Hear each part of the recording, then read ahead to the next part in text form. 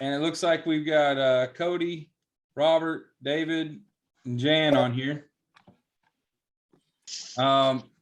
This week our topic is giving thanks, and I felt like leading up to this, as usual, I'm trying to figure out where the message is, and again, right before church starts, I feel like the message became real to me. Yesterday I was asked, Cody wanted to come over and rake my leaves and do some different things, and I just felt like I was focusing on the Bible and I didn't really want to be distracted from it. And I was reading about providence, God working in our lives. And when I woke up this morning, I just had this overwhelming feeling that I needed to go to Cody. And I really didn't know what I was supposed to do, but I was reading about providence, and I think it was Paul that said something along the lines of, don't take anything for yourself whenever you go to do the Lord's work. Don't even pack a bag. That's basically what he said. And I just kind of did that. Something was telling me to go to Cody, and I just picked up my keys and my phone, and I just walked out the door and kind of did what God led me to do. And it led me to a church. And today's the very first place in the Bible where I found giving thanks led me to this passage here in Ezra 3:8. And I didn't understand what messages were coming to me until I was standing in the parking lot, getting ready to walk into this place, and the message was revealed to me. I'd been getting it for about 48 hours that I should find the nearest church to my brother, and I should take him there. And the nearest church I could find was that one up on the hill near Tomcat. They didn't have a website. I couldn't figure out when they opened. I just went there and I saw the time on the sign. I went to Cody's house. He wasn't there. He's at my mom's. I invited his wife, and then I went to Cody, and they all wanted to know, because they couldn't get a hold of his wife. They wanted to know what she was doing, and basically every obstacle that would keep us from going was torn down, is what I could say. We knew what time it started. We knew what his wife was doing, so that everyone was relieved up to be able to go. And this is what it says in Ezra 3:8. This is when they have built the temple for the second time. They've come out of the captivity of Babylon, and they're rebuilding the temple. It says, now in the second year of the coming unto the house of God at Jerusalem, in the second month, began Zerubbabel, the son of Shealtiel, and Jeshua, the son of Jozadak, and the remnant of their brethren, the priests of the Levites, and all that they were come out of captivity unto Jerusalem, and appointed the Levites from 20 years old and upward to set forward the work of the house of the Lord. Then stood Jeshua with his sons and his brethren, Kadmiel and his sons, the sons of Judah, together, to set forward the workmen in the house of God, the sons of Henadad, with their sons and their brethren, the Levites. And when the builders laid the foundation of the temple of the Lord, they set the priests in their apparel with trumpets, and the Levites, the sons of Asaph, and with cymbals, to praise the Lord after the ordinance of David, king of Israel. And they sang together by course in praising and giving thanks unto the Lord, because he is good, for his mercy endureth forever towards Israel. And after the people shouted with a great shout when they praised the Lord, because the foundation of the house of the Lord was laid. But many of the priests and Levites and chiefs of the fathers, who were ancient men that had seen the first house, when the foundation of the house was laid before their eyes, wept with a loud voice, and many shouted aloud for joy. Now, the ironic thing is, when I read those words, I didn't even know when I put this on here, I didn't know it. And like I said, it had been coming to me for 2 days. And whenever I stood in front of my car, getting ready to walk into the church where God told me to take my brother, I realized it says the foundation twice in a row, right there in those sentences. What's the name of the church? The church is called The Foundation. What was I studying? Providence. God's work through God's providing things for us that we cannot provide for ourselves. And if that's not makes my hair tingle. I feel like I'm having an acid flashback.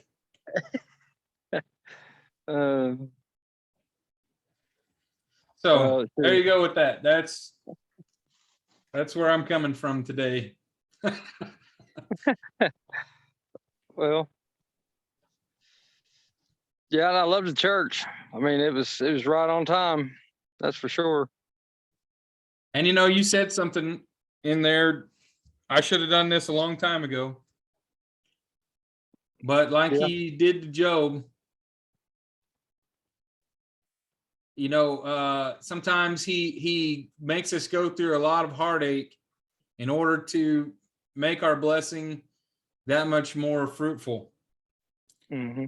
And I'm not sure that until we were ready to surrender, that it was the right time. But it does remind me of something that Dad always told us, that he said, Peter said that no man could speak the Bible to, or the word to, any other man. Only God would speak to him through his heart in his own time. So that rings clear to me today. This whole thing started for me with a vision, an experience. There was a time on the creek bank I guess it was about 4 years ago. And that was the day that I realized that I was my brother's enemy. And that as far as the universe was concerned, we were on opposite ends. And David said something at one time. He related experience he had with his brother, and he hoped for me that one day I would have the same experience with my brother. And it looks to me like, David, it's happened, and it didn't take long. Yeah. Well, let me ask you this. Can you hear me? Yep. Did you sing at church today? It really, really meant something. All the songs they sang were the songs that my grandmother used to sing. Yeah. You tear up any? No, it's more joy. Yeah. And Kip tipped me off about happiness and joy are two totally different things. And I'm not sure how he put it, but it really made a lot of sense to me today. And that's where my heart is today, is joy. And I have a cousin named Joy, and it kind of just reminded me, you know what? It's always been there. Always had joy in my heart. I didn't know really what it meant. That's one thing I've always admired about you, Cody, is no matter how bad things got, you always seem to be happy. That's one thing I've always admired about you. That's an interesting thing I've noticed. I was thinking about that with my dad this morning, especially, when you see people, they're coming towards that last phase, I wrote a lot about your dad in my little notebooks while I was gone to West Palm. Oh, yeah. I don't know. I don't know if this comes in. I've kind of learned that my notebooks, I thought, it was brilliant or whatever, or, something was lighting. But there were things I just need to keep to myself. And Oh yeah. Yeah. you know what I mean? And but I just kept thinking, of things, like a roast for your dad at VFW or something. Then I just thought, well, you know what? Those are things God's just revealing to me in my heart, and your dad was one of them. And I probably need to tell him or something, but I don't. It's not something I need to publicly come out and do. Yeah. Yeah. I know. Yeah. Yeah. There's only a certain thing, it's not for you in the whole world. It's like, Yeah, exactly. it means Yeah, more. I mean, people don't always get, the things that you get. Right. Yeah. So anyway, David, who all we got on here today? I can't see everybody. I can just see Dave. I just see. Yeah, I can't see it on my phone either. When I'm on my computer, I can see who's on there, Kit, but I can't see who's on there from my phone. On my phone. Okay, so Cody, you're listening to, you got Robert on here, you got David, and you got Mom. Oh, okay. What's up, Robert? Hey, Mom, can you? Hey, Jan. Can we hear you? her phone's muted. Oh, okay. Mom, can you hear us? What have you been up to, Robert? We missed you last week. We were talking about idolatry. Do you have anything to add to that? Idolatry. I was and sick as wait a. for Jan was the one. Jan's supposed to be having something to say too. I'm interested to hear what she thinks about idolatry. I was sick as a dog last week. Yeah. Oh man, I had that Well, like do you 2 have days ago. Do you have anything that comes to the top of your head whenever you hear the topic of idolatry? A Bible verse or just your own thoughts? As far as like my own thoughts, I always felt like people have always used the cross as almost like a form of an idol. All the way back to medieval times, I guess to a lot of people it was their conduit to talk to God, and without it, maybe they felt like they couldn't. You always see in like medieval movies, they got the sword with a hilt, and they got to stab it in the ground and to make the cross shape to pray to God. And all the way up to having the crosses in their house and above the bed.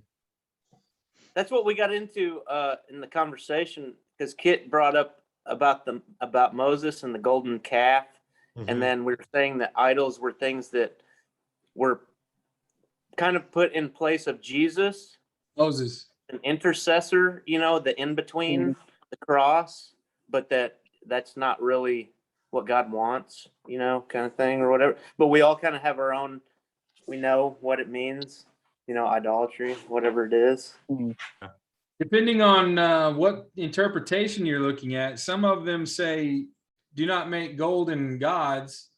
And then there was one interpretation that I found that said, do not make a golden god to be with me. And I was reading the commentary about that.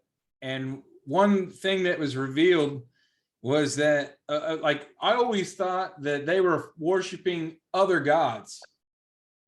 That the golden calf was like a local god that they were worshiping, but that's not what it says at all. It actually says they asked Aaron to make a god to go before us, and they wanted a replacement for Moses because Moses was their conduit to God. So they were simply saying, we want God to be with us. Moses is gone. Where is he gone? Can you bring God to us? And so that was kind of the revealing thing, that Kit, what you're saying, that was kind of what was new that we talked about. That was a new thought.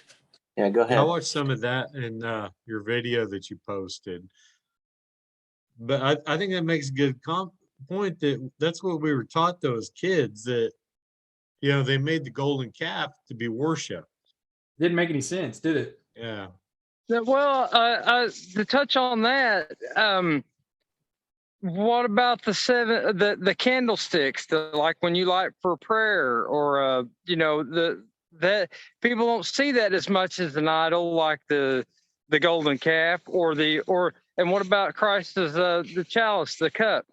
because it's I mean, not a, those can be idols, but they're not. They take on different meaning than what idols before. So I mean, a seven candlestick holder, the chalice cup, the cross. Those are symbols, but I wouldn't consider them to be idols. well, that's because of the way that they were formed. So in the story of the seven candles, the Romans sacrificed a pig in the holiest of holies. And it took them 7 days to sanctify the temple again so that it was ready to be worshiped in again. And so the seven candles is a remembrance of when the worst sin was committed against the holiest of holies.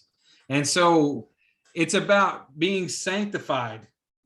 And it's a remembrance, because you have to remember the people that were in captivity in Egypt and in Babylon, they had an oral tradition that the Bible wasn't written down. So they had to remember through these ceremonies.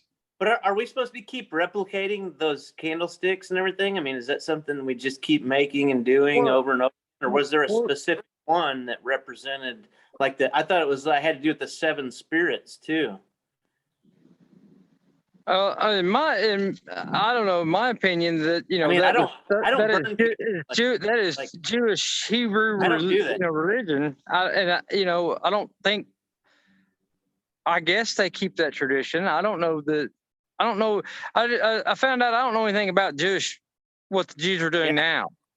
Man, are they still doing the House of Holies? I don't know what Hawk is. That'd be a good thing. They do the Passover. I realize they do, but I can't believe that. I mean, Christianity is basically got to be following the Jewish, the House of the Holies and all that, man. And obviously, the Roman Catholic Church does. All right, Cody, Robert, what do you think about a Christmas tree? Is that representing a pagan religion, and we're putting it in like our beliefs in place of it, or the other way around? What, or where does it take? I tell you this, I have this thing that came to me also, and I wrote it one way, and wrote it the other way. I don't really want to get into it, but in 6 through 10, that everybody, in Hebrews 6 through 10, it talks about how everybody's right. So there you have a yin and a yang, and the way I remember, it's the Inner Sandman and song and the Go to Hell song by Megadeth. They're both the little nursery rhyme is both equally accepted, even though one sounds like paganism and one sounds like the Catholic Church. But through 6 through 10, it says that even he's become a god to those who were searching for God. So, I know people's going to have different feelings about that, and I'll show it to my brother later when we get done. Now we covered that too. We did cover some of that. I mean, do you know the nursery? Everybody knows Inner Sandman, but nobody knows Go to Hell. But they're almost exactly the exact same song, and Megadeth wrote it before Metallica. But Did but they're both right. Did Kit tell you about his Veterans Day art contest, the third place winner? I got to see it, but taking pictures. I was so excited. I wanted to show the people in West Palm.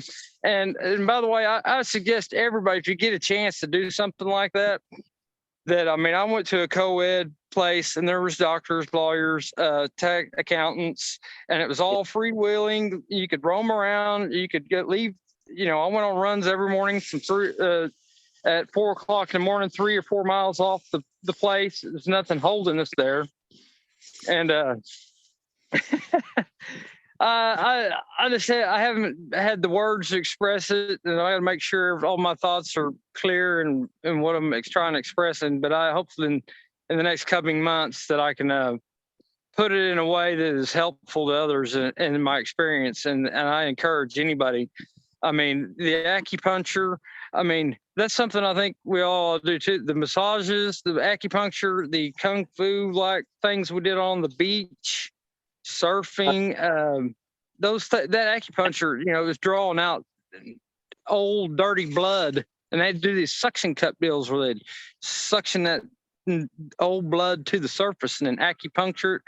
And it was just, it was amazing. You know, and I told them when I went in there that Sounds like you're in a spa. huh? You're in a spa on the beach. Sounds like. Oh yes, it's exactly like that. It's like you're going to Shangri-La. I mean, seriously, that's exactly what it reminded me of, is going to Shangri-La. So, I mean, you're going to but the rehab part of it, I mean, you work 12 steps, but I mean, they had therapy. We had brain mapping. We were painting masks, you know, a lot of psychology. Everybody was super nice there. You know, basically, what'd you make while you? What did I make on my what? What did you make while you were there? What'd you paint or make or whatever? Oh, well, I just painted my feelings on the outside of a mask and painted my feeling, who I thought I was, what was on the inside that I thought I was expressing. And then the way actual people see me. And, you know, a lot of the black people there, the patients now, and even some of the white ones that, you know, what they saw was the swastika right above my forehead, and you know, a unibrow that, you know, means you're criminal, and you know, stuff like that. And you know, that's what they saw. But you know, when in the last 2 days, David, they shaved me, and those people just were like, "Oh my God, it's a different," you know. It's not Charles Manson. It's Jesus. Yeah. I even had a thing where this guy got up in the morning, you know, and I'd gotten lost, and actually I was doing my runs over the bridge, and I'd walk up, watch the view, and I'd run down, and it was almost a quarter mile, and I was almost at a dead sprint at 47 years old, doing this running a quarter mile at a dead sprint. Yeah. You know, then I'd walk up the other side and do it. But when I got down there, I was out of breath, and these people were like, you know, just don't, you know. People were always talking about wanting to get away there, you know, and I was like, and I looked up and it said wrong way, you know, when I ran over. It's like, I told them, you know, I was thinking about leaving, you know, it was just a joke. I was constantly doing these jokes in my head before I got back. So I told them, I said, yeah, I ran over the bridge and I got to running down there, and I kept trying to catch my breath. And I thought, man, I could probably just catch a bus and be home before I could even get my phone back. And, I looked up and I seen a sign that said wrong way. So I turned around and came back. Well, so I'm thinking of this joke. I'm thinking of this joke, and I actually pass the resort, but we get down to the place where we get our food, and it's called Rockstar Catering. And I go, well, I know I've gone too far if I go here, but it was actually like on the first block. Well, so I see our van, and I'm at the catering place, and I walk down there, and it's like almost like a gate, you know, with bushes, and it's still dark. And I see this guy up there, and he's like sitting outside the kitchen where we eat our breakfasts, and he's already got coffee going. He's sitting there, and I got my long hair and my beard, so I stretch it all down, and I get my hood down, and I go, Neil. He goes, what? I go, it's Jesus. He's going, what? I go, it's Jesus. Follow me. It's all dark, man. It was hilarious. He's like, and he finally realized it was me, but it was hilarious. We had a lot of fun like that down there.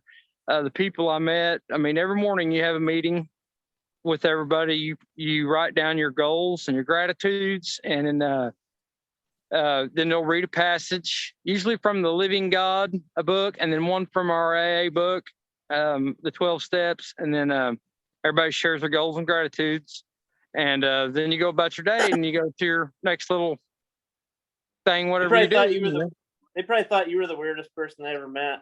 They're like, yeah, for a little bit, and then they thought, you know, but when I left, you know, I mean, I was not really, because I had one guy I was rooming with was from Yukon, one guy was from Midwest City, and you know what was funny is I asked them where they were born, because my ID says Oklahoma City, and I was born in Mustang. Well, they kept making fun of me because they were saying the name of the hospital. Well, we were all, I said, but mine says Oklahoma City, and where were you born? And they were making fun of me because we were all born in the same hospital.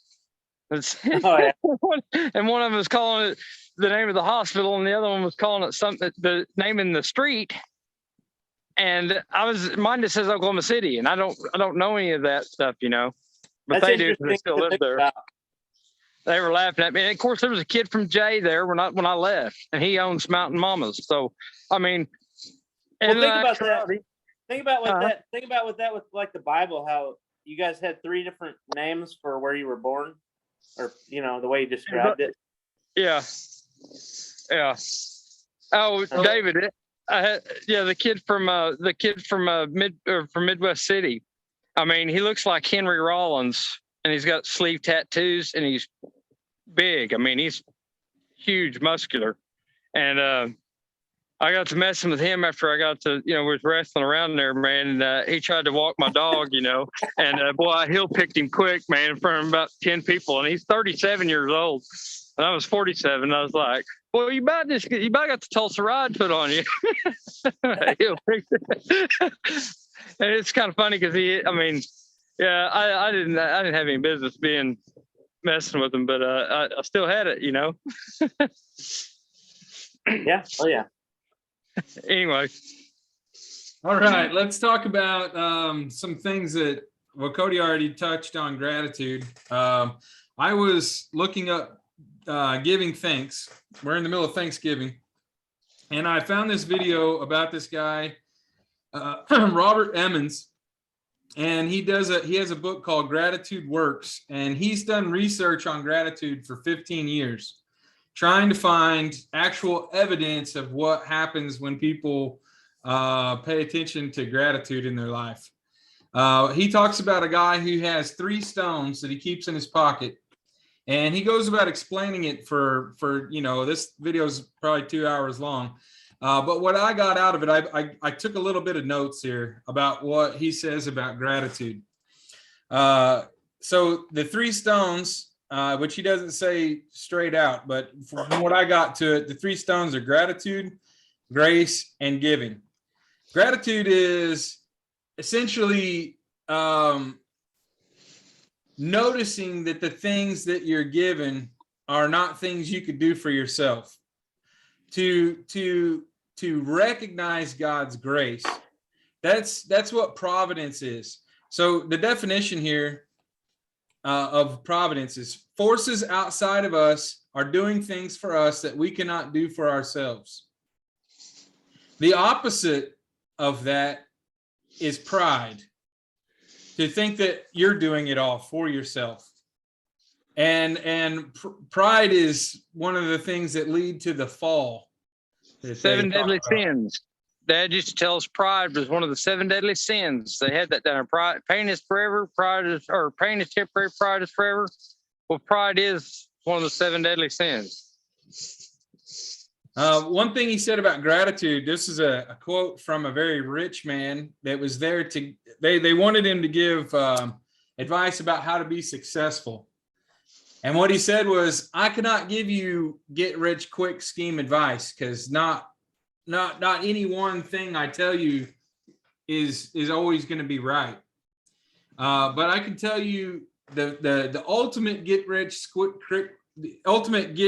quick scheme is to feel rich. Feeling rich is better than being rich, because you can be totally poor, and if you have joy in your heart, you can be the richest man. But like we talked about last week, you could be like Robin Williams and have everything at your fingertips and have accomplished so much, and yet still be missing something in your life that leads you to want to end it.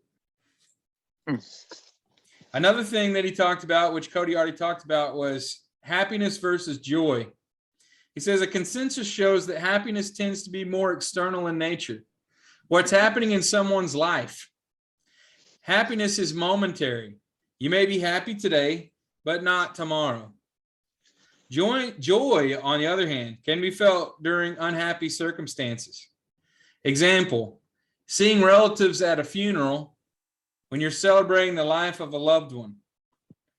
Or finding a redemptive twist in something bad. Something bad happens to you, and you're able to still find joy. Now, this reminds me of the story of Job, and I meant to talk about it, but I ended up talking about it in church, and I gave Cody my Bible, so I'll just talk about it the best I can remember it. So the first test of Job happens when God is talking to the devil, and Satan, he asks Satan where he's been. He says, Satan, where have you been? Satan says, I've been running all over the earth to and fro. And he says, hey, Satan, have you noticed this guy, Job? You've been going all over the place trying to screw everything up. Have you noticed how good Job is doing? Which that's pretty weird right there. We'll talk about that more in a second. But he tells him how good Job's doing. And Satan says, well, you give the guy everything. Would he still praise you if you weren't giving him everything? And so what's God do to Job? Okay, so he sends a fireball down and blows up all of Job's sheep and all the servants that are watching the sheep. Then a messenger comes to tell him, hey, somebody just blew up all your sheep. Fire came from heaven and blew up all the sheep. So then another messenger shows up at the same time in the middle of that and says, hey, well, your house collapsed and all your children were in it and they all died. And like 3 or 4 times this happened. The messenger keeps getting interrupted because another messenger is coming with more bad news. And so what's Job's response? He just got 4 messengers in a row that cut each other off to deliver bad news. And Job says, I was naked when I entered the world and I'll be naked when I leave it. That's so. And one way of looking at Job's life is to think, oh man, this guy had so many adversities. Like, why would God punish him? Why does he deserve to be punished so badly? And then you got to look at the joy that he still had, even in those bad and unhappy circumstances.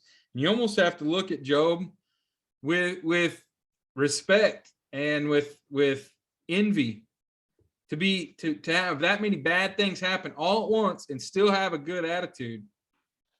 It takes you from pitying Job to looking up to him. Yeah, Mom.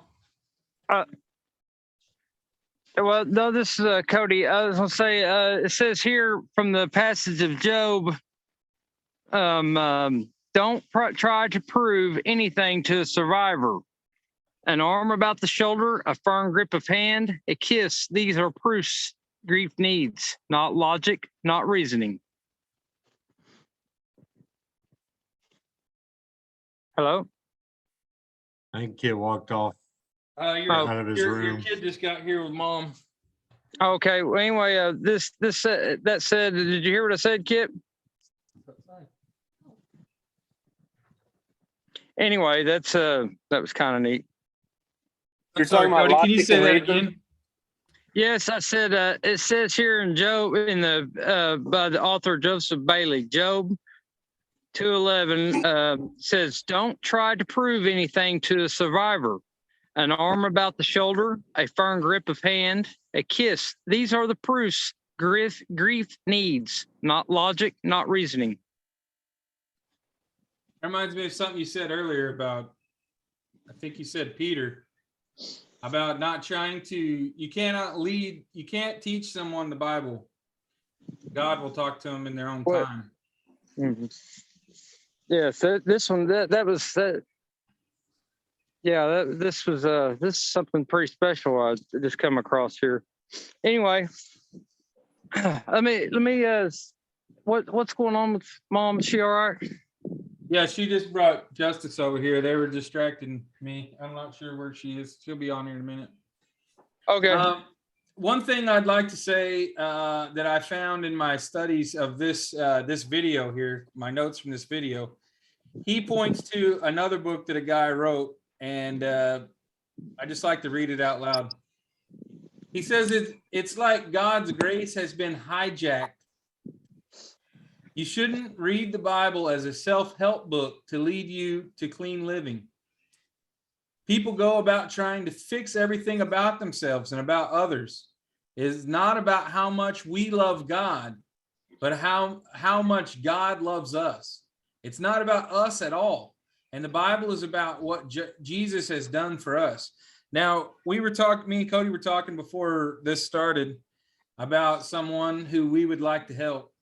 And what I see in this person's circumstances is that they're trying to live up to a standard that God would be happy with. And every time they fail, they run away. And I think the reason why is because they're constantly trying to live up to a standard, because they think that it's all about what we are doing for God. And I think that's why a lot of people stumble and fall, is because they're not living up to what the standard is that they have for themselves in order to do something for God. But it's not about what we need to do. It's the whole thing. When you read it as one story, do you see the grace of Jesus, and that all of this has been promised all along? And then it's not about, the whole Bible's about how people failed. It's not about how people did so good they finally achieved something. It's about how no matter what any of them did, they always failed. But God still loves us anyway. And that's why you cannot stumble. Stumbling is not even an option. I mean, obviously people stumble, but you don't. God is not disappointed in you. Well, this is one thing that would help on that a lot and I think we need to adopt this from the AA book or whatever, but that this meeting should be totally anonymous. And with the etiquette of, no cross talking or last names and your identity, it's supposed to be totally anonymous. I think we should adopt that here. And you have your members, everybody kind of knows you can see or you participate however much, but you're also as much anonymous as you want to be. I'm not suggesting we use fake names, but in that one, we always use, they always go, hi, I'm Cody, I'm an alcoholic. We don't have to do that. We can just but it would be nice to adopt the anonymous part that it's first names only or however, or unless you're a member, or whatever. This is something I've talked about several times. This is being put on YouTube. And so, especially if someone's not in the conversation, I'd appreciate it if you wouldn't use their name. Yeah, yes. Oh, yes, definitely. And we call a certain, maybe we should have a guidelines for etiquette for the church or something. I don't know. We can talk about that more later for sure. We're on a journey to figure all that out. Right. That's just something that popped in my head. I don't know. Since you wasn't using names, that kind of made it clear to me. One thing that Cody was talking about that has helped him, I'd like to touch on right now. And this guy that studied gratitude for 15 years, his study revolves around using a gratitude journal. And he does studies on the actual physical effects of people, the quantifiable things, the things you can actually prove with science. And this is what he says about gratitude journals. Just getting into a journal every day and just writing down what you're thankful for. People are less depressed, and it gets them out of the negative transformation in physical health. And they're less likely to engage in health damaging behaviors. And so as you start to get out of yourself and stop the negative thinking, you start to value yourself more. You start to do the things that give you good health. You start to eat better, put down the donut, pick up the salad, and you start to engage less and less in the health damaging behaviors. And I think that for me personally, my form of gratitude journal is kind of this website. Every week I go on and I put all these things on that I find, and I feel like that's my form of journaling. Cody, can you say something about journaling? Man, it's yes. That is something that is private and should be kept private, really, because that's your honesty with yourself, and you really should reflect back on your journals because not all your thoughts are brilliant. And, and some of them, you come back to them and sometimes you don't get them. Well, maybe you're not supposed to, something that is important to you. That's how you kind of heal yourself, a lot of your pain. And a lot of it is not joy. Even revelations that you have to yourself, that God reveals things to you, aren't always joyous, especially when you reflect back on yourself. Some of your greatest achievements in life that you think that you've achieved and you're proud of, you won't be so proud of, and it doesn't look so much on it as an achievement later in life. That's all really good to know about that. That's good. So one thing they said about gratitude, here's some quotes about gratitude. And this one here in the center is important. It says, gratitude is the key that unlocks every door. And that is, ironically, that's our symbol right here, is a keyhole. And the reason why we created that is that Christ is the Christ is the key that opens the door. But how do we access Christ? How do we access, how do we interact with God?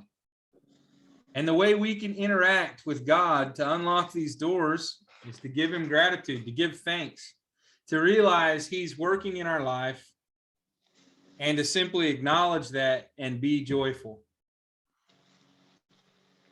Well, I would like to hear Robert's and David's opinion on some of that, because David really dives into the scripture, and Robert, I've always he always listens very well, and when he speaks, I always get a lot out of it. I think he gave me far more credit than what I deserve. But I think his gratitude journal, I think that's kind of like, it's an outlet for people. It's like a diary, someone that can write stuff down and vent their emotions they're having at that time. Like if you've had a really bad day at work, you can write it down in some form, and it gets it off your chest if you don't have anybody to talk to. And it's like I said, if you go back and read it down the road, it may not make any damn sense at all. But I don't think it's meant to. It's just at that moment, getting that emotional baggage off your shoulders so you don't carry it around. Then once that book is full, burn it, throw it away. It doesn't serve you any purpose any longer. And if you have to keep going, then you keep going. But it's not, it's not stuff to look back on. That's stuff that was getting rid of. Right. It was a cancer. Putting that back down. Yeah, it's almost like a cancer on your emotions, on your soul. You get rid of it, get it off your chest, and get it out of your life, and it'll help you to become, I guess, to carry less anger and less malice in your heart. Thank you. Yeah, that's the way I hear it in my head, and it don't always come out that way. Somewhere. I got to get a cough drop for Mom. She's hacking up on here. I ate all her halls, didn't I? Yeah. Yeah, I did. That stuff's been going around. I think it's allergies. Oh, I did have this whole thing a bit on mice and men, and or men of mice, and I had this thing where mice can make it, where I had it reversed, where like in the hell, the mouse always made it out of the maze going to hell, and the man always made it to the top, made it through the maze at the top to heaven. And I had that as an idea that I kind of wanted to remember. You start in the middle, the man makes it to the top, and the mouse makes it to the bottom out of the maze. And they both had the choice. The mouse could have, you put the cheese down there at the bottom, and you put your paradise at the top, The man makes it to paradise, the mouse makes it to the cheese. You realize you're on microphone, right? Who? Mom's just over here hacking up and making all kinds of noise. It's like, do you realize you're right in front of the microphone, right? I don't hear it at all. I You don't hear? either. You don't hear? No. I didn't even know she was in there. You got that blue screen thing going on. Yeah. So Well, the other day I was recording some sound, and every time I clicked the mouse, you could hear it. And so it's hard to tell like what the mic's picking up or not. When I was trying to record some music and stuff, it was picking up every time my mouth clicked, every time the mouse clicked, and it was really off-putting to hear back later. So I was just trying to make sure. But thanks for giving me your feedback. Yeah, I didn't know your mom was in the room with you until the few times that she talked. And yeah, So, I didn't either. Talking about Providence, I'm bringing up Providence because I want to talk a little bit about the first Thanksgiving, since this is Thanksgiving week. Providence is not a word that's in the English Bible. In a sense, it is like the words Bible, biblical, Trinity, discipleship, evangelism, exposition, counseling, ethics, politics, charismatics. None of those things are in the Bible. It is God seeing to everything, absolutely everything that needs to be done to bring about his purposes. God sees to it that it happens. Isaiah 46:10. I declare the end from the beginning, and from the ancient times things not yet done, saying, my counsel shall stand, and I will accomplish all my purpose. In other words, I will see to it. See to it, provide. I will provide. I will see to it that everything works together for the goals that I have for the world. So I feel like none of the things that we've done to create this this internet thing started out, it was supposed to be about aliens and Masonic Lodge and politics, and never really intended for it to be all about the Bible. But as we started diving into the Old Testament and what the gospel means, to me, it was kind of like they say about Revelations. It's the revealing, like the veil had been pulled off. And the Bible has taken on a completely different character to me. To see the whole thing as one book and not just as the Old Testament and the New Testament puts it in a completely different light. And I feel like all of that is providence, God working in me. So for those of you out there listening, if you have not been reading the Bible, don't worry about if you don't understand it.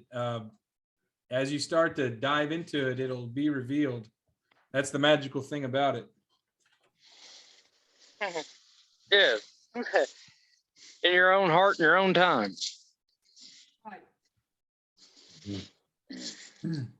This is another quote from that same passage. Let me close with one example from history that I think is so beautiful.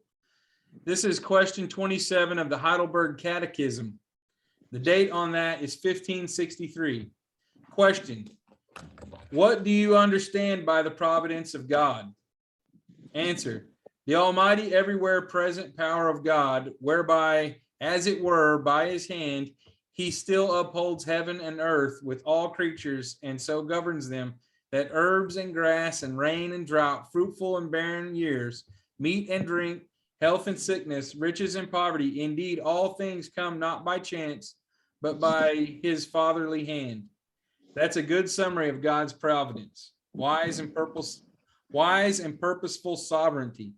So this comes from a deal where they're talking about the difference between sovereignty and providence. Okay, so you got sovereignty means God can do anything he wants.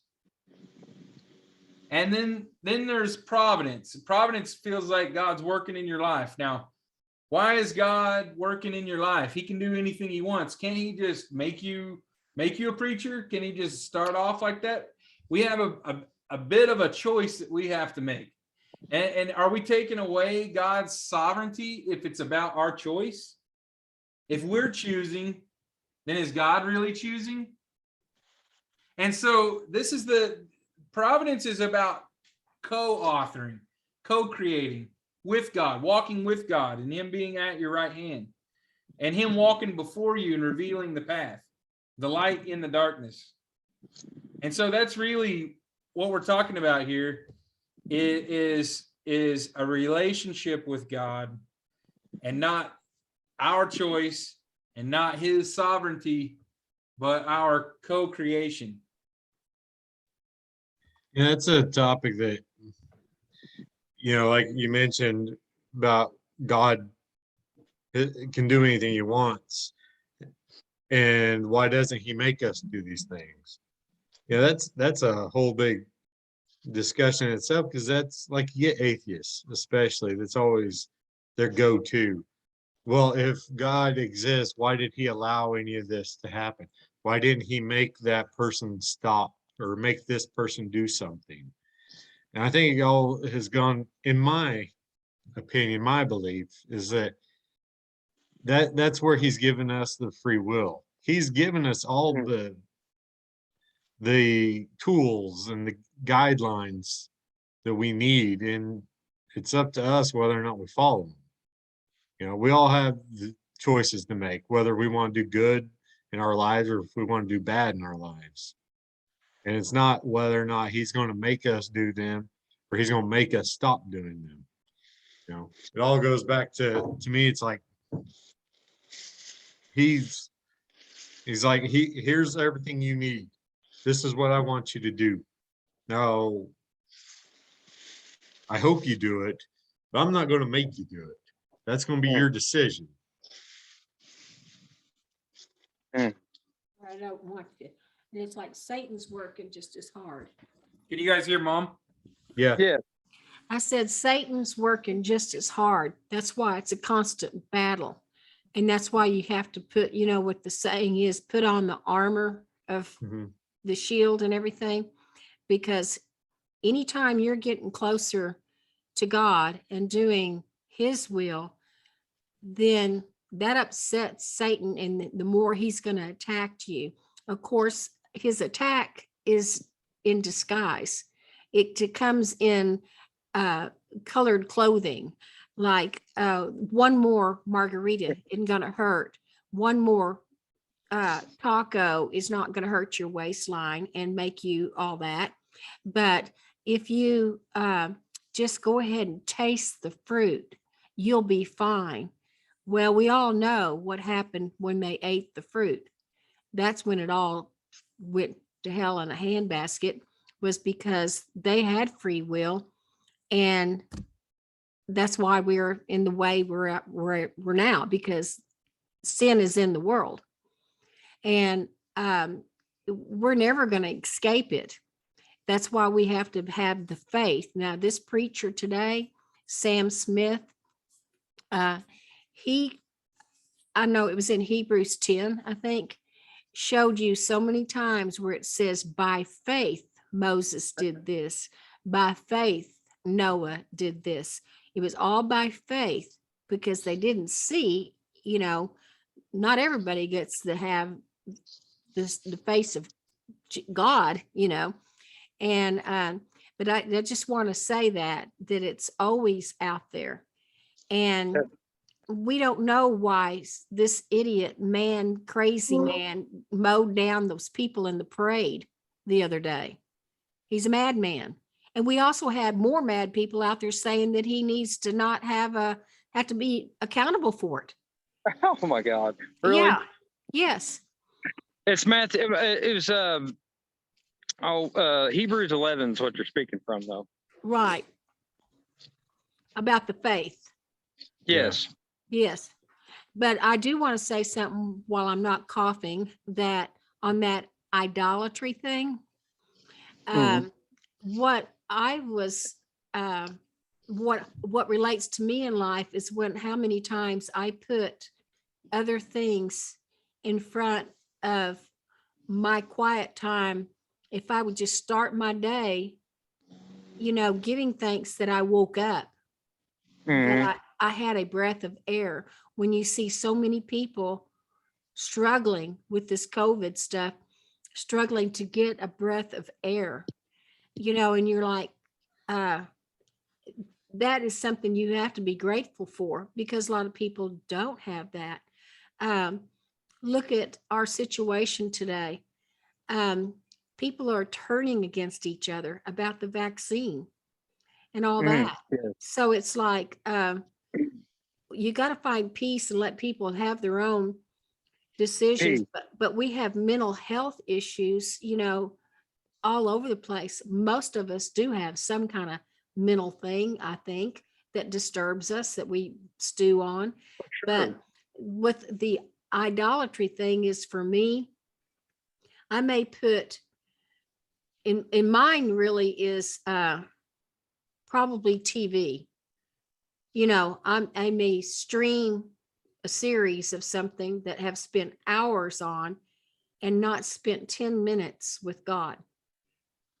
You know what I'm saying? I actually have been experiencing the same thing this whole week. I felt like I was watching so much biblical discussion that I couldn't get the message. Yeah. And there was a time just this morning, the preacher was talking so loud on the TV, I had to go outside so that I could gather my thoughts. And that's one thing that I've been really trying to do, is find that quiet time. And one of my biggest struggles over the last 5 years or 20 years, I guess, would be never feeling like I had time for all my projects. I had so much things I wanted to accomplish and not enough time to do it. And it kind of put me in a frenzy, and I was There goes deer. running around like a chicken with my head cut off and not being present in the moment. And I feel like I'm just now starting to realize, oh, it's okay to turn the television off. It's okay to be quiet an hour before bed. It's okay not to have the TV on while you're trying to sleep, because you never have a chance for your mind to really just focus. Focus and reflect. Yeah, reflecting. Yeah, it's a big deal. I'd like to now just talk a little bit about the providence that the Pilgrims felt. Right now is a time when everyone's trying to tell us that Thanksgiving is evil, essentially. And I'd like to just kind of... Here they come back. Oh, deer running right behind you in your backyard, kid. I'm sorry. What? He's freaking out. Little The bitty deer ran by. dog. Oh, That deer's always there, Cody. Nothing changed. You just walked in there. The deer's always there. It's got a broken foot. It never leaves. It's a little bitty dog chasing them.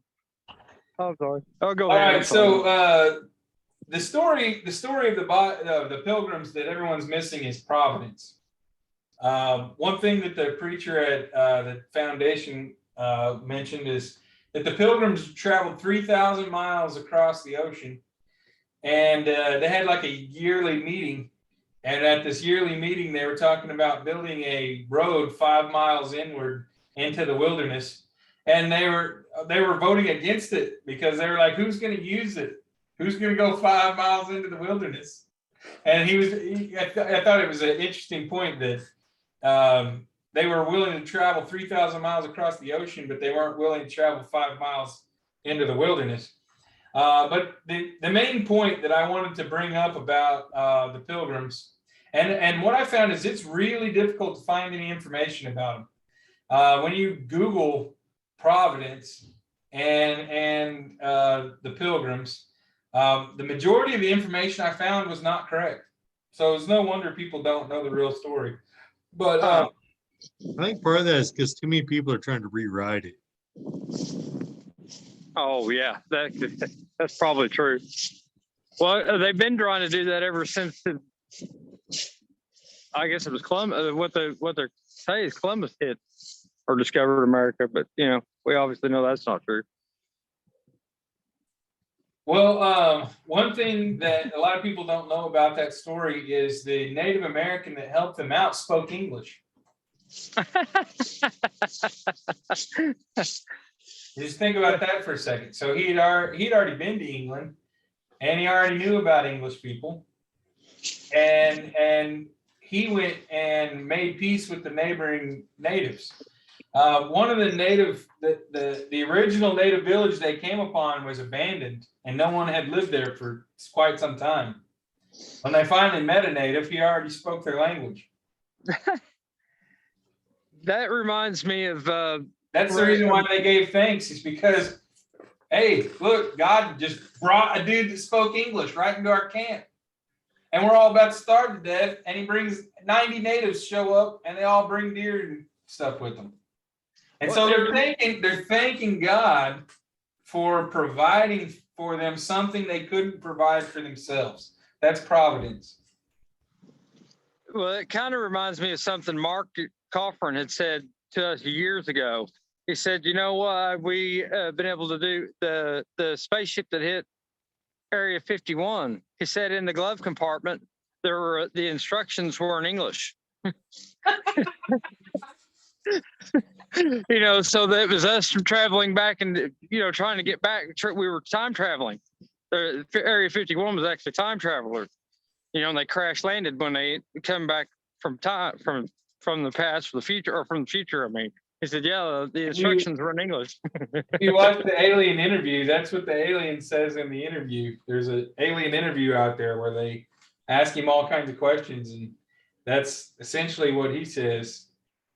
That we're you. Yeah. Well, I mean, it makes perfect sense. I mean, all the way around. What he says is time travel is just traveling in space. Yes. Well, you know, that was the thing that I come across, you know, when I was down there was, you know, I was like, you know, time doesn't exist. That's a man-made measurement. I mean, monkeys don't say it's 6 o'clock. Cows don't say it's 5 o'clock, you know, stuff like that. And when you look at it around with seconds and minutes on it, and then you put it in a 3D and then 3-dimensional, and now we know there's more dimensions than 3, and we don't even have a clue what that even means, but we know it's out there. That reminds me of something I've been looking at about science. They talk about the quantum field is a big popular thing that people talk about right now. And they're talking about like the God particle and this CERN reactor or whatever in France, where they're breaking these particles and things like that. And they're talking about string theory and things like that. All of it comes down to like 4th and 5th dimensional reality, things that we can't perceive, that science can't prove. But there is some things that have been coming to me that I think a lot of what we talk about when we're talking about the quantum field is how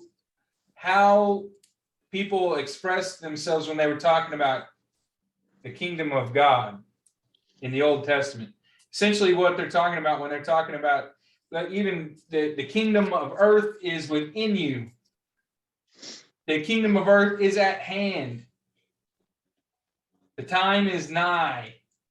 It's not talking about you dying and then going to heaven. It's talking about achieving heaven on earth now and here. And that's part of the reason why Jews don't believe in Christ, is because they believed that there was going to be a physical being that was going to be a political leader and win wars and take over land. But they didn't realize it was a spiritual war and that it was happening now. Yeah.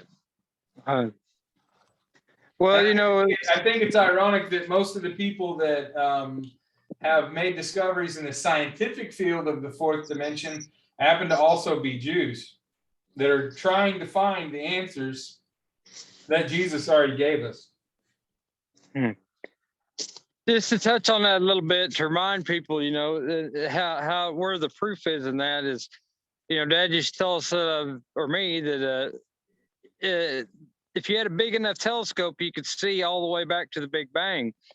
And kind of what he meant on that, you know, when you see a star here on Earth that has exploded 10,000 years, and when you can actually get a telescope and look far enough back to before it blowed up. So you are actually time traveling even then with a microscope. I have So, something really good to say about what you just said. I was thinking about writing this down and I didn't know how it was going to fit into the conversation. But here it is. So the earth being 6,000 years old, or being created in 6 days. Most people that are scientists say that's crazy, right? Well, I was looking at a mathematician who had looked at string theory and the Big Bang, and this is what he came up with. If you were looking at the center of the Big Bang from Earth, of course, you would calculate that the stars are moving away from each other at this speed.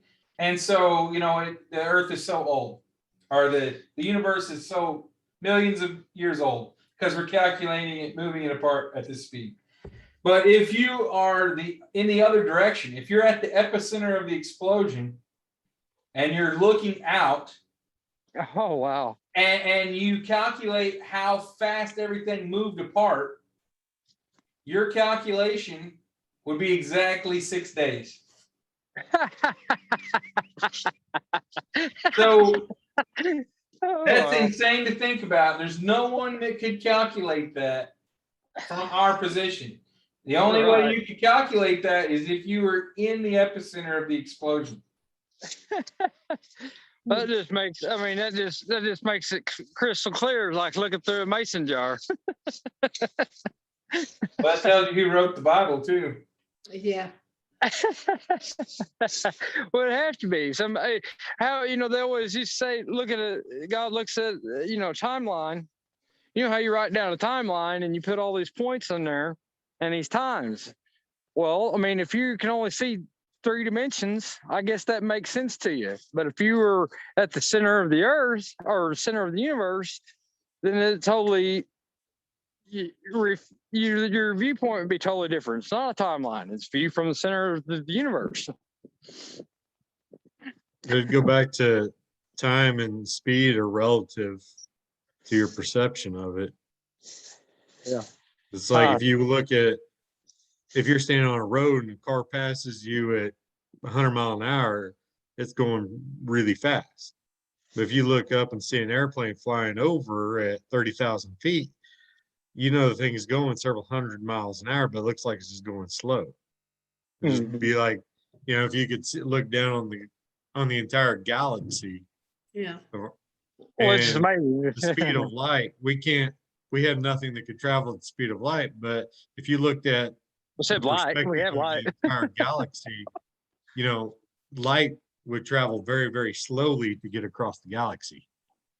Well, I guess we actually are sending out light signals, and we are sending out, sound signals. So I guess, which is weird. I guess we ever get them, when as we get them bouncing back, I don't know. But have you guys heard about this phenomenon recently that they've been trying to figure out, where a signal keeps repeating and coming straight to the earth? Yeah. I mean, it takes more energy to create that signal than we produce in a year, like the whole earth. That's amazing. Well, I mean, that'd be like a star exploding or something, maybe. Yeah, you look at the amount of. No, that's what the whole point is they thought it was a star and they tried to calculate, but it kept doing a repeated pattern over and over again. You think about that, anytime an asteroid would hit Earth and blow up, every signal that we've sent out previous to that, they would get before the Earth blew up. You know what I mean? It'd almost be like a song. You'd hear Elvis before you would hear the Earth blowing up from that asteroid. Because we've sent it out into space, first. All right. Well, let's. I just want to read a few Bible passages about giving thanks, and these are things that I didn't know how they were going to manifest themselves in my life, but I feel like I woke up this morning and that was the first thing I did.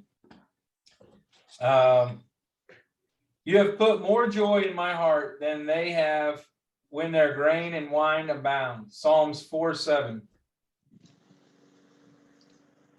So the joy that God has brings more joy to you than all the food and drink could ever do.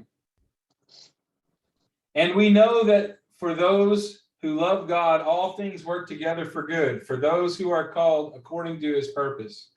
Romans 8:28.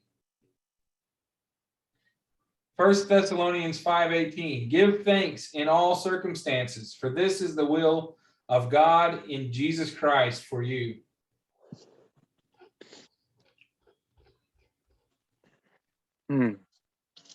Colossians 3:17.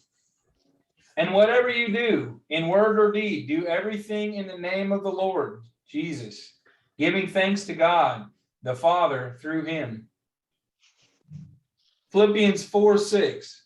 Do not be anxious about anything, but in everything by prayer and supplication with thanksgiving, let your requests be made known to God. Psalms 32:11. Be glad in the Lord and rejoice, O righteous, and shout for joy, all you upright in heart. Psalms 103:1. Bless the Lord, O my soul, and all that is within me. Bless his holy name. Psalms 104. Enter his gates with thanksgiving and his courts with praise. Give thanks to him, bless his name. 1 Samuel 12:24. Only fear the Lord and serve him faithfully with all your heart, for consider what great things he has done for you.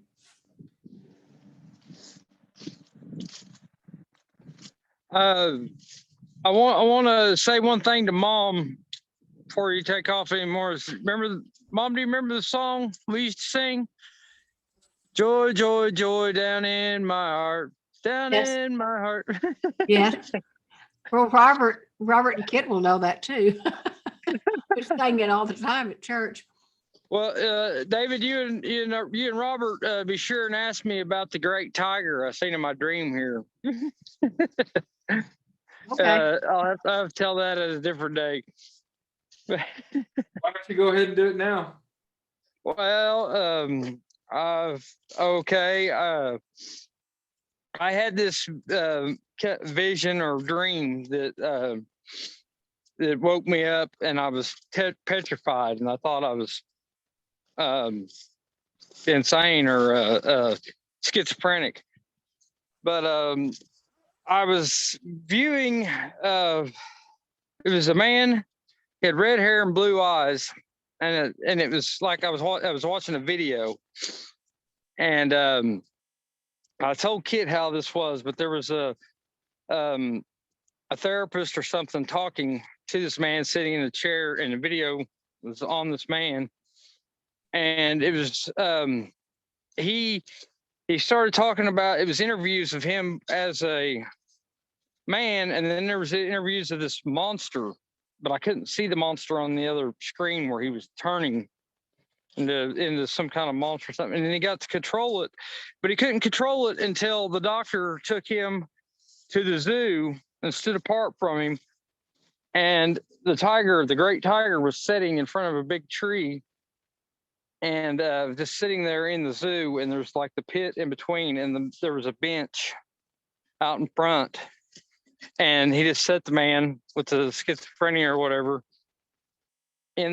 on the bench, and he sat there for a couple hours and just didn't talk to. I mean, it just had time with the peace with this big tiger. And the tiger didn't speak; he just laid there and sat there and was a tiger, you know. Well, then I started noticing that he would put us in this room. I got to spend time with this person, like almost like a child in a kindergarten class. And there would be other kids every now and then. They would add a kid, you know, but it was a man. We were all men, and we were like living together in a sober living home or something, some type, or in a mental hospital or something. But it was a house residence type that I was in Florida, and I realized then they had like it was like slumber party where we could all enjoy ourselves and do what we wanted to, and we didn't have a teacher or a therapist in the room. and their monsters started coming out. And I mean, this thing, it was, their faces were all distorted, and then all of a sudden this man's nose flipped out and was as long as on the ground, and he had eyeballs popping out of him as big as beach balls.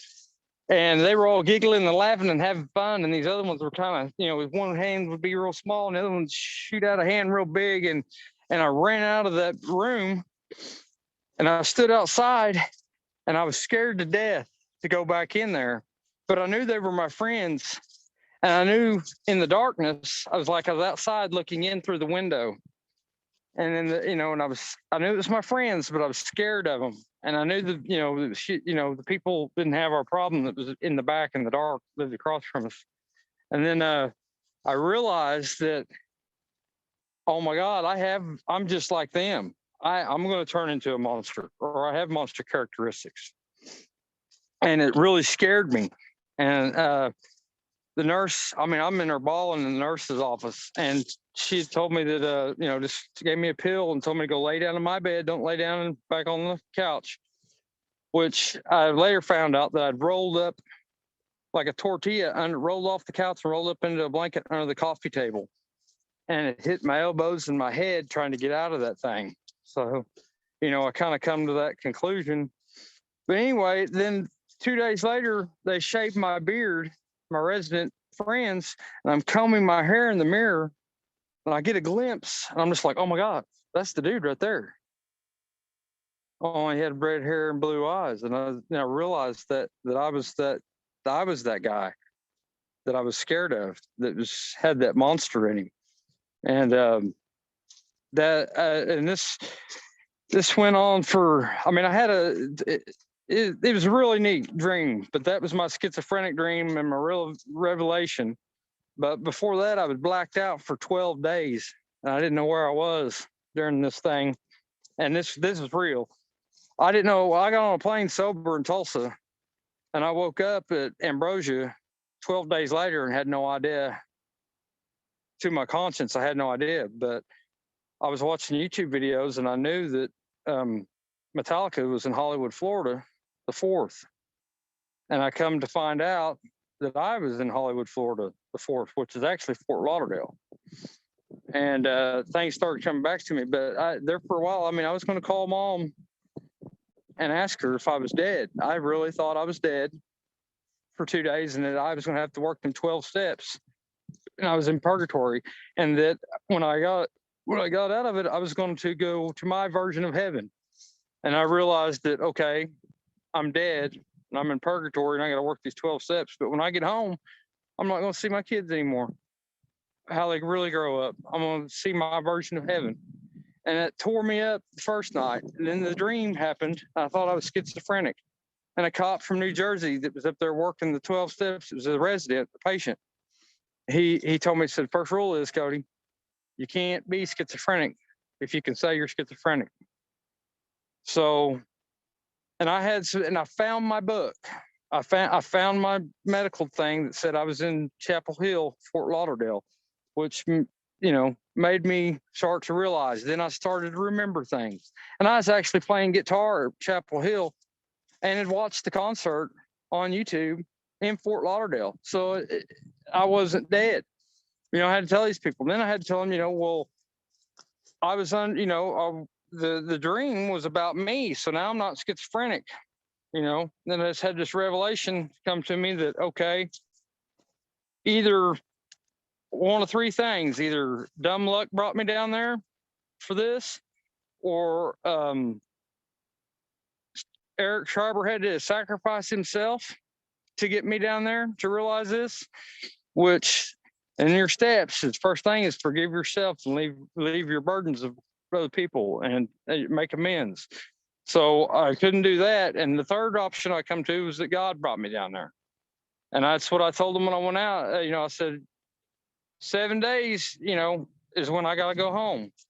So I'm going to start trying to make my peace with everybody here and, say my goodbyes to my new friends and my new stuff. And I told them, I said, listen, I told them the same thing. I told my guys that. I said, hey, God's telling me that that you got it. I brought you here. You got all you're going to get out of this. Now do as I asked you to, and I'll take you, do whatever I want you to, and just go from there. And I told them that. And they had me on a plane in 2 hours. Now they got their own reasons or whatever they want to do, but that's what they, and my case manager, and he told me, he said, these therapists, they won't send you to a mental hospital. Well, then the next day, so after that, God tested me one more time. They come to me and told me that I had tuberculosis, that it was in my blood, and they were going to have to take me down and get my chest x-ray to find out if it was inside or out. And I thought, oh my God, so now this is what God's telling me. I came down here to find out I'm going to die. And I don't know how much time I'm going to have till I go to the doctor. And a couple hours went by, and the guy at residence come and told me that they made a mistake. And I said, no, they already told me that it couldn't be a mistake. It was in your blood. Or I asked them, because if it's on my hand, it could have been, from there. And they said, no, it wasn't. So I went over and sat in the nurse's office. And that lady was on the phone with somebody for like an hour. And I finally picked in, and she came out and said, no, we made a mistake. It wasn't in it. It was a bubble or something. Or we got somebody's mixed up. You don't have it. And then I was on a plane the next day home, and I don't really know how to describe that kind of feeling that God showed me. And I had these revelations about death, about where, what heaven, what hell was, and what in purgatory, even what it was like to be in between, stuck in a cemetery where the darkness was comfort, and you could, as long as you knew everybody else was all right, there was nothing coming, you were at peace, kind of. And then I experienced, God tested me one more time with the tuberculosis thing, which in my view, I just thought, it's going to be just like Doc Holliday on Tombstone. I don't have the medical knowledge, didn't have my phone to look it up or anything. So I was scared to death about that. And he tested me one more time. And then the next day he brought me home, just that fast. So that's it in a nutshell. And I told Kit somehow the way the camera view was and the way where the therapist was sitting and the camera angle, somehow it was me looking at this and this. Anyway, however it was me looking at me on that TV screen. It became crystal clear to me. I was like, wow, how crazy it was revealed to me. Anyway, so that's it. The Bible has lots of stories about dreams. I feel like I've already started preparing for next week. And I think you ended it in a perfect way. We usually let the guest pick the topic for next week. So unless you have something else that's weighing on your mind, I suggest we do dreams. Okay. Yeah, that'd be perfect. Yeah, something wrong, something along dreams and reality or something, or yeah, maybe we get some. The most famous dreams is Jacob's ladder. Ooh, see, that's kind of, and I don't remember all of it, but I know that. Wow, yeah, that'd be interesting. And we do have, and here's the thing, Muhammad had the same dream as Enoch. I don't know if very many people know that. And I wish we would touch on what we think about the, Christ saying that all of Herod's temple, one stone upon another, would be tore down, and that there would be a new tabernacle built there, and the fact that the Dome of the Rock sits there, and the fact that Muhammad had the same dream as Enoch. I find that super fascinating, especially since I'll help you write down your thoughts and get them organized. All right, for sure. Because that sounds really interesting. All right. Yeah. All right, let's pray and let's go ahead and end it for this week. All right. Dear Lord, we come to you in prayer today to thank you for all of the providence that has come our way. You have revealed our path in this darkness, and you have provided things for us that we could not provide for ourselves. All for the glory of you, so that we may know you and know that you're walking next to us. Amen. Amen. Hallelujah. All right, we're going to be going to back to the foundation at 6 o'clock, Robert. They're having like a men's church thing. Apparently there's a women's church at the preacher's house, and the men are all getting together at 6 o'clock. If you're interested, me and Cody are going to go. I've got some stuff going on here. We All got right. nephew's Thank birthday. you very much, Robert, for joining us. Hey, I think, what do you think about the idea down the road, closer to Christmas?